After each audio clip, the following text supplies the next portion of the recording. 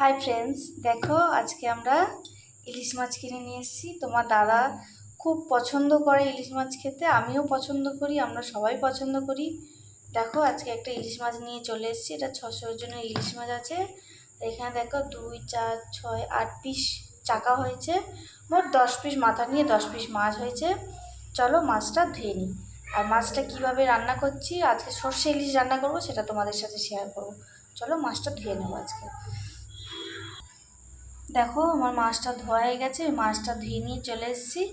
চলো এবারে রান্না করবো। সর্ষেটা আগে বেটে নিই। দেখো এখানে আমার মাছগুলো লবণ হলুদ দিয়ে মেখে নিয়েছি। হ্যাঁ, আর এখানে দেখো আমি তেলটা গরম করতে দিয়েছি, তেল আমার গরম হয়ে গেছে। এবার আমি মাছগুলো হালকা অল্প সামান্য হালকা করে ভেজে নেব, বেশি ভাজবো না, কারণ বেশি ভাজবে ইলিশ মাছের টেস্ট নষ্ট হয়ে যায়।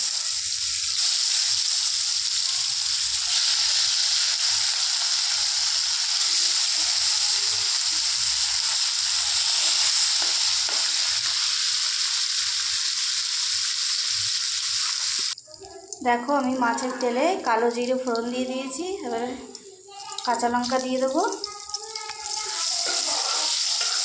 এটা মাছ ভাজার তেলই, আমি ওই তেলেই মাছের ঝালটা করবো, সর্ষে বাটা দিয়ে মাছের ঝাল।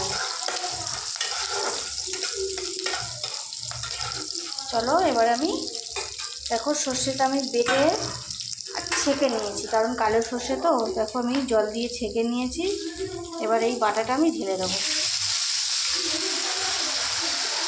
আর একটু জল দেবো, আর সামান্য পরিমাণে একটু হলুদ দেবো।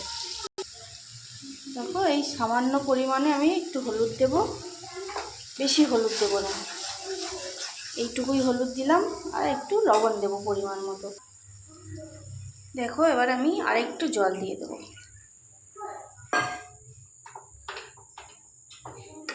এবারে আমি এর মধ্যে মাছটা দিয়ে ঢেকে দেবো। মাছটা দিয়ে দেবো।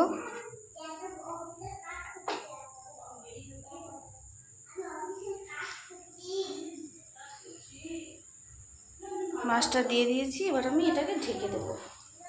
ঢেকে কিছুক্ষণের জন্য হতে দেবো।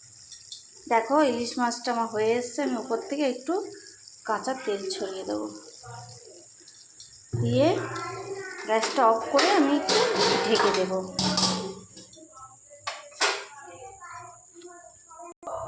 দেখো ফ্রেন্ডস, আমার ইলিশ মাছের ঝাল পুরো কমপ্লিট। আর প্লিজ বন্ধুরা, তোমরা একটু লাইক কমেন্ট শেয়ার করো। হ্যাঁ, আর আমার পাশে থেকো। আর মাছটা কেমন হয়েছে, রেসিপিটা কেমন হয়েছে সেটা আমাকে জানিও। আর এইভাবে বানিয়ে খেলে দেখবে খুব সুন্দর অসাধারণ একটা টেস্ট হবে। তোমরা কি কেমনভাবে রান্না করো আমাকে সেইভাবে রেসিপিটা জানিও। এই পর্যন্ত ভিডিওটা তোমাদের কাছে শেয়ার করলাম। Tata, bye, good night. আমি মাছটা রাত্রিবেলা এনেই রাত্রিবেলা রান্না করলাম।